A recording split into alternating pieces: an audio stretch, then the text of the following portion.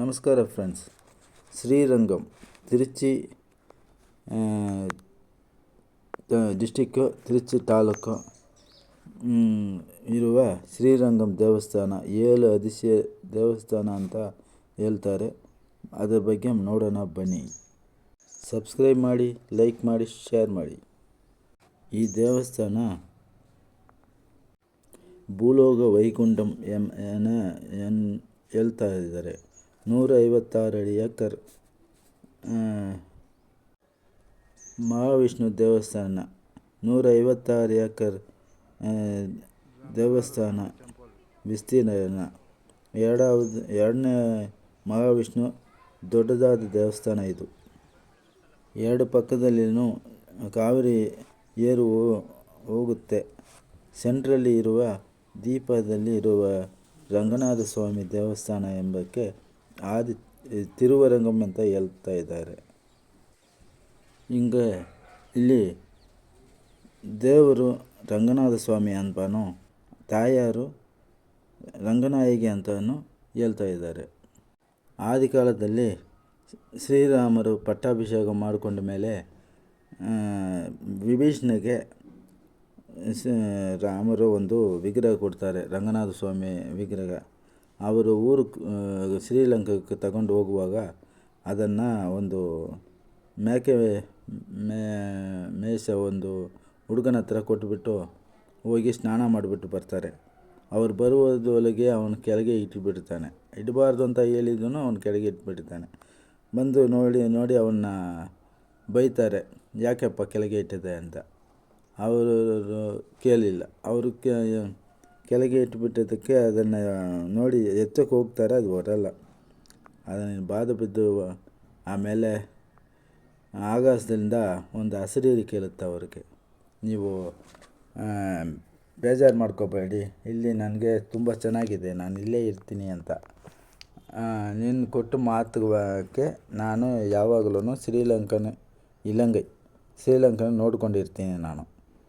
ಅದಕ್ಕೆ ನೀವು ನಮ್ಮನ್ನು ಬಿಟ್ಬಿಟ್ಟು ಹೋಗಿ ಇಲ್ಲಿಂದ ಅಂತ ಹೇಳ್ತಾ ಇದ್ದಾರೆ. ಆಮೇಲೆ ಆ ಹುಡುಗನ ನೋಡಿದ್ರೆ ಅವರು ಗಣೇಶ ದೇವರಾಗಿರ್ತಾರೆ. ಅದಕ್ಕೆ ಅಯ್ಯೋ ನಿಮ್ಮ ಕೊಟ್ಟುಬಿಟ್ಟೆ ಅಂತ ಅವರೇ ತನ್ನ ತಲೆಯಲ್ಲಿ ಕುಟ್ಕೊಳ್ತಾರೆ. ಇದು ಐದೀಗಮು. ವಿಭೀಷಣ ತಂದು ಇರುವ ದೇವರು ತುಂಬ ಚಿಕ್ಕದು. ಅವರು ಕೆಳಗೆ ಇಕ್ಕಿದ ಮೇಲೆ ಅದು ತುಂಬ ದೊಡ್ಡದಾಗಿ ಬಿಡ್ತು. ಆಮೇಲೆ ಅವರು ಹೋಗ್ಬಿಡ್ತಾರೆ. ಆ ಸ್ಥಳವನ್ನು ಆಳಿದ ಧರ್ಮವರ್ಮ ಸೋಲನ್ ಎಂಬ ಸೋಲ ರಾಜ ಆ ದೇವಸ್ಥಾನನ ಕಟ್ಟುತ್ತಾರೆ. ಕೆಲವು ವರ್ಷದ ಮೇಲೆ ಕಾವೇರಿ ನೀರು ದೊಡ್ಡದಾಗಿ ಬರುವಾಗ ಆ ದೇವಸ್ಥಾನ ಮೊದಲಲ್ಲಿ ಮುಚ್ಚೋಗುತ್ತೆ. ರಾಜ ದಿನ ಬಂದು ಅಲ್ಲಿ ನೋಡ್ತಾನೆ, ದೇವಸ್ಥಾನ ಇಲ್ಲದೆ ಇರೋಕ್ಕೆ ಎಲ್ಲೆಲ್ಲೋ ನೋಡ್ತಾನೆ, ಸಿಗ್ತಾ ಇಲ್ಲ. ಆವಾಗ ಎರಡು ಗಿಣಿಗಳು ಅದನ್ನು ಸ್ಲೋಗನ್ ಹೇಳ್ಕೊಂಡು ಅಲ್ಲಿಯೇ ಇರುತ್ತೆ. ಅದನ್ನು ನೋಡಿಬಿಟ್ಟು ಅಲ್ಲಿ ಮರಳನ್ನೇ ತೆರವುಕೊಂಡ ಮೇಲೆ ಅಲ್ಲಿ ದೇವಸ್ಥಾನ ಉದ್ಭವ ಆಗುತ್ತೆ. ಅದನ್ನು ಸೀರ್ ಮಾಡಿ ಅದನ್ನು ರೆಡಿ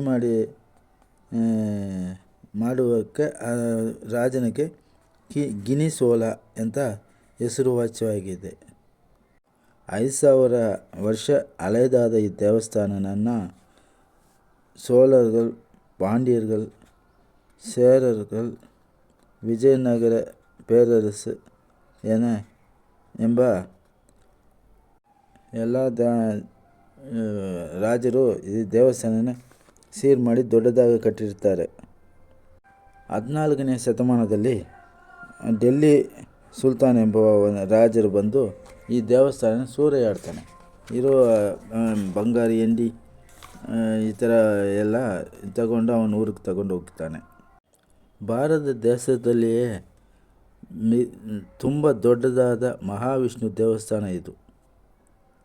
ಈ ದೇವಸ್ಥಾನದ ರಾಜಗೋಪುರ 1987ರಲ್ಲಿ ಪೂರ್ಣಗೊಳ್ಳುತ್ತದೆ. ಅದುವರೆಗೆ ಅದು ಕಟ್ಟಿರ್ತಾರೆ.